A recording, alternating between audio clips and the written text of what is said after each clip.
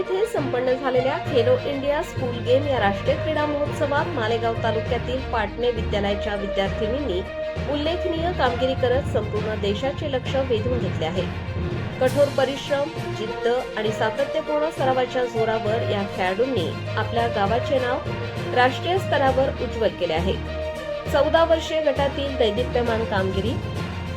14 वर्षाखालील गटात कुमारी महेश्वरी सुरेश त्रिभुवन हिने संपूर्ण भारतातून द्वितीय क्रमांक मिळवत रौप्य पदकावर आपले नाव कोरले। तिच्या या यशाने पाटणे गावाचा क्रीडा इतिहास समृद्ध केला आहे। त्याच गटात कुमारी तनुजा गणेश बागुल हिने उत्कृष्ट प्रदर्शन करत 5वा क्रमांक पटकावला। 17 वर्षाखालील गटातील उल्लेखनीय यश। 17 वर्षाखालील गटात कुमारी रिया छगन माळी हिनेही 5वा क्रमांक मिळवत राष्ट्रीय स्तरावर आपली छाप पाडली।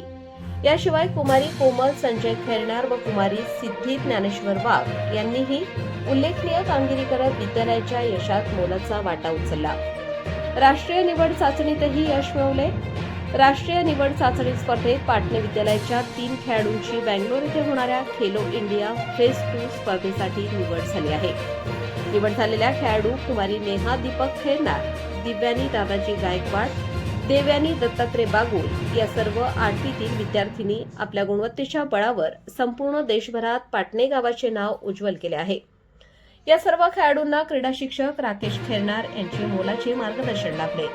तसेच मुख्याध्यापक घोंगडे सर, पर्यवेक्षक बागुल, सरिता तसेच सर्व शिक्षक व शिक्षकेतर कर्मचारी यांनी सातत्याने प्रोत्साहन दिले।